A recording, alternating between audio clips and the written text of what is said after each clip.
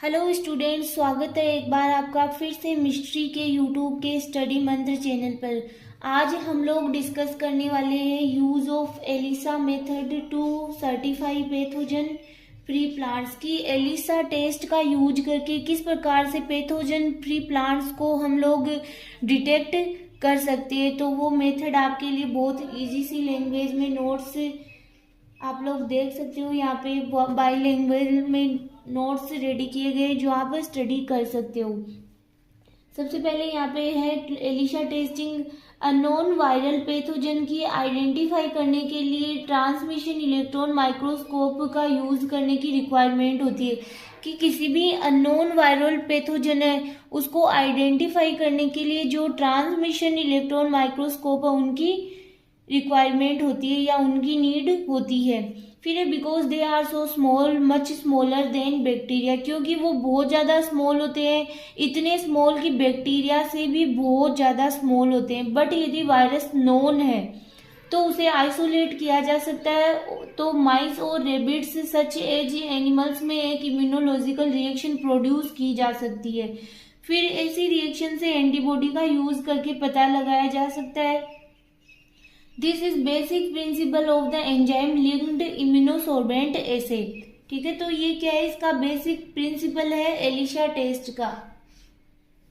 Commonly refer to as the ELISA test a serological test, इसे एक प्रकार का सीरोलॉजिकल टेस्ट भी कहा जा सकता है। फिर है ELISA used in medicine to detect virus such as HIV in people, used in agriculture such as to detect potato virus such as PVX, PVY and PLRV। इन सबको डिटेक्ट करने के लिए किसका यूज किया जाता है, एलिसा टेस्ट का use किया जाता है। यह सीड सर्टिफिकेशन के लिए अत्याधुनिक है। ELISA to detect virus in seed tuber lores in the winter test conducted in Florida and other warmer climates, कि एलिसा के द्वारा जो सीड में होने वाली डिजीज है उनको भी डिटेक्ट किया जा सकता है, या कोई क्लाइमेट चेंज हो रहा है उसके अनुसार अगर कोई डिजीज किसी प्लांट में हो रही है तो उसको भी डिटेक्ट किया जा सकता है, उसके वायरस को डिटेक्ट किया जा सकता है। फिर ELISA is quick and viruses को आइडेंटिफाई कर सकता है। किसी डिजीज के सिम्टम्स के अब्सेंस होने पर भी इनके द्वारा डिजीज को आइडेंटिफाई किया जा सकता है कि कोई डिजीज है, उसके सिम्टम शो नहीं हो रहे, फिर भी एलिसा टेस्ट एक प्रकार का ऐसा टेस्ट है जिसके द्वारा उस वायरस का पता लगाया जा सकता है कि अगर डिजीज है फिर भी उसके हम लोगों को सिम्टम नहीं शो रहे, फिर उस डिजीज का पता करने के लिए एलिसा टेस्ट यूज में लिया जाता है किसी डिजीज के सिम्टम्स के एब्सेंट होने पर। फिर some viruses cause disease with clear symptoms, कुछ ऐसे डिजीज होती है जिनके क्लियर सिम्टम्स शो होते हैं, such as leafy roll and calico and may be readily identify in the field.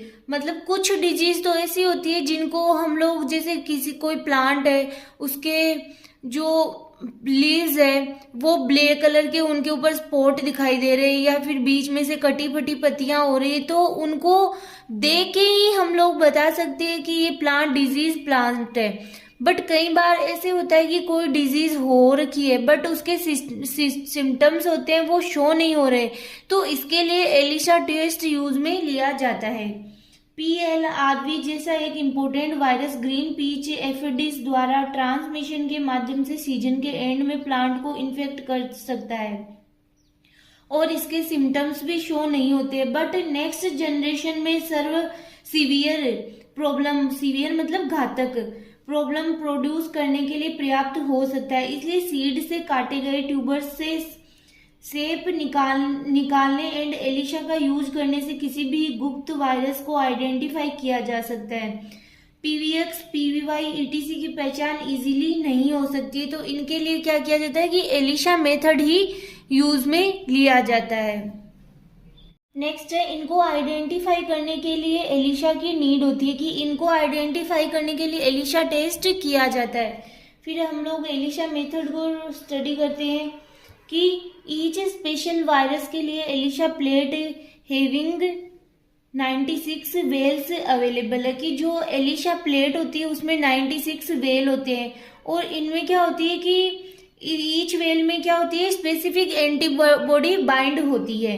Each well में वायरस स्पेसिफिक एंटीबॉडी उसके किनारों से बाइंड होती है, टिश्यू और सेल्स से निकाला गया शेप और लिक्विड वेल्स में ऐड किया जाता है। पॉसिबल ओवर रिएक्शन और अनवांटेड रिएक्शन को कम करने के लिए एंड वायरस को अनुमापित करने के लिए तरल हो सकता है एंड बफर के साथ कई टाइम डाइल्यूट किया जाना चाहिए, कि जो बफर सॉल्यूशन है उसके साथ कई टाइम तक उसको क्या करना चाहिए, डाइल्यूट करना चाहिए। यदि टेस्ट लिक्विड में वायरस प्रेजेंट है तो यह एंटीबॉडी से ऐड हो जाएगा। लिक्विड एंड इट्स कंटेंट्स को रिमूव करने के लिए वेल्स को वॉश किया जाता है जो बाइंड नहीं है, और इसलिए टारगेट वायरस नहीं होते। वेल्स में बाइंड सिमिलर एंटीबॉडी के और भी अंश जोड़े जाते हैं।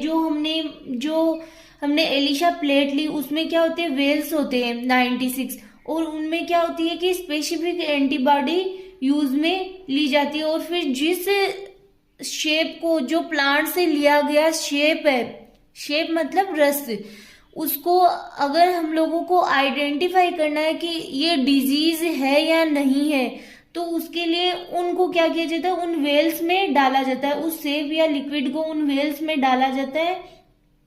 अगर वायरस प्रेजेंट है तो क्या होगी, वो एंटीबॉडी उसके साथ ऐड हो जाएगी, और फिर हम लोग क्या करते हैं, पहले उसको जो हमने लिक्विड लिया है उसको वॉश किया जाता है, जो बाइंड नहीं है वो भी वॉश किया जाता है, और इसलिए क्या होते हैं कि जो वायरस के साथ में जो ऐड नहीं होंगे वो तो क्या होंगे, रिमूव हो जाएंगे।